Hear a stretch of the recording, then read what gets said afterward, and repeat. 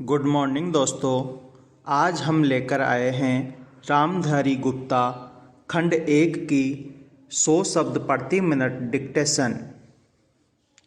Dictation start होगी कुछ second बाद।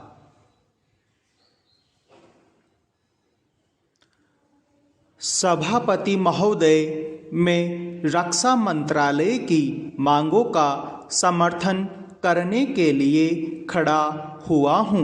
वर्तमान घटनाओं से पता चलता है कि संसार का हर देश अपनी सुरक्षा के बारे में चिंतित है और उसके लिए हर प्रयत्न कर रहा है।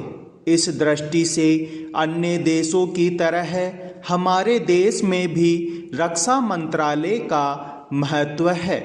मुझे इस बात की खुशी है कि जहां अन्य मंत्रालयों की उनके पिछले सालों के कामों के बारे में काफ़ी आलोचना हुई है, वहां इस मंत्रालय की कम आलोचना हुई है।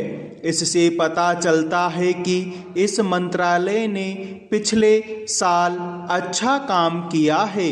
मोटे तौर पर किसी भी देश की सुरक्षा नीति का लक्ष्य यह होता है कि दूसरे देशों, खास तौर से पड़ोसी देशों के साथ मित्रता के संबंध स्थापित हों और हम एक दूसरे के मामलों में हस्तक्षेप न करें। लेकिन उसके साथ यह भी जरूरी होता है कि हम अपने देश की सीमाओं और अखंडता की रक्षा करें। इसलिए हमारे देश का यह कर्तव्य हो जाता है कि हम अपने पड़ोसियों के कार्यों पर पूरी नज़र रखें, क्योंकि आज तक हमारे देश पर जो संकट आए वे हमारे पड़ोसियों से आए हैं।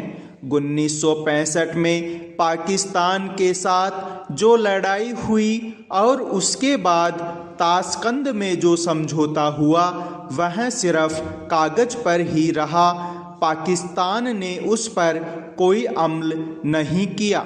इस दृष्टि से बहुत ज़रूरी है कि हम अपने देश की सुरक्षा की हर तरह से व्यवस्था करें। हमारा उद्देश्य दूसरों पर आक्रमण करना नहीं है, लेकिन यदि हम पर कोई आक्रमण करे तो हम में इतनी शक्ति अवश्य होनी चाहिए कि हम उसका डटकर सामना कर सके।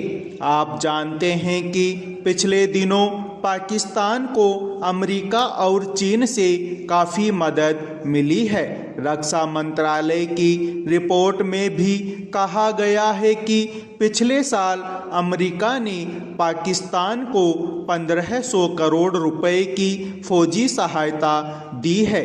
आज जहां हम फौजी सामान के लिए अपने कारखानों की मदद से अपनी शक्ति बढ़ाने का प्रयत्न कर रहे हैं, वहां पाकिस्तान संसार के देशों से फौजी सामान खरीद रहा है। अपनी नीति के कारण वह सब देशों से लाभ उठा रहा है। मेरा सुझाव है कि हमको भी अपनी शक्ति बढ़ाने के लिए संसार के अन्य देशों से अधिक फौजी सामान खरीदना चाहिए। आज तिब्बत की सीमा पर चीन की 1.5 लाख फौज खड़ी है। विराम पैरा। सभापति महोदय, प्रतिदिन छोटी मोटी झड़पें होती रहती है। हमारी फौजें बड़े उत्साह से उनके मुकाबले में खड़ी है। उनके हौसले बहुत ऊंचे हैं, लेकिन हमारी सरकार का भी यह कर्तव्य है कि उनके हौसले को कभी गिरने न दे। उन्हें हर तरह की सुविधा प्रदान की जाए जिससे उनका आत्मविश्वास बढ़े। मैं मंत्री महोदय से अनुरोध करूंगा कि सरकार अपनी नीतियों के प्रचार का काम ठीक प्रकार से अपनी फौजों से करे, उनको अच्छे हथियार दे। अनुसूचित जातियों और आदिवासी जातियों के आयुक्त ने जो अपना प्रतिवेदन प्रस्तुत किया है, उस प्रतिवेदन को देखने से यह प्रतीत होता है कि इसको तैयार करने में उन्होंने बहुत परिश्रम से कार्य किया है। इसके लिए मैं उनको और उनके सहयोगियों को धन्यवाद देता हूँ, परंतु साथ ही साथ इस प्रतिवेदन के संबंध में कुछ आवश्यक निवेदन भी करना चाहता हूँ। पहली बात तो यह है कि इस प्रतिवेदन को देखने से ऐसा प्रतीत होता है कि इन कार्यों के लिए जिस धन का उपयोग होता है वह 3 साधनों से उपलब्ध होता है। केंद्र सरकार द्वारा, राज्य सरकारों द्वारा और कुछ गैर सरकारी संस्थाओं द्वारा।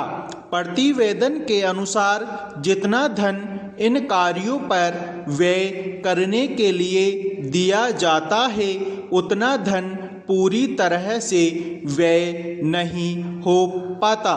मैं यह नहीं कह सकता कि आवश्यकता से अधिक धन दिया जाता है या कार्यकर्ताओं को वह धन प्राप्त ही नहीं होता, जिसके कारण से वह बिना खर्च हुए बच जाता है। मैं तो चाहता हूँ कि जितना धन दिया जाता है उसका पूरा उपयोग हो और आयुक्त को यह न कहना पड़े कि इस कार्य के लिए जितने धन की आवश्यकता थी उतना धन नहीं मिल पाया और विवश होकर हमको उस कार्य को बीच में ही रोकना पड़ा। जहाँ तक राज्य सरकारों का संबंध है, बहुत सी राज्य सरकारें अभी तक इस कार्य में असावधानी से काम ले रही हैं और इस कार्य को उपेक्षा की दृष्टि से देखती है। आयुक्त ने इस बात की शिकायत की है कि बहुत सी राज्य सरकारों ने अनेक पत्र भेजने के बाद भी अभी तक अपनी रिपोर्ट नहीं भेजी है। मैं चाहता हूं कि सरकार इस तरफ निष्ठापूर्वक ध्यान दे। राज्य सरकारों पर दबाव डाला जाए कि वे इस दायित्व के प्रति सचेत हों और आयुक्त को उनके कार्य में पूरा सहयोग प्रदान करें।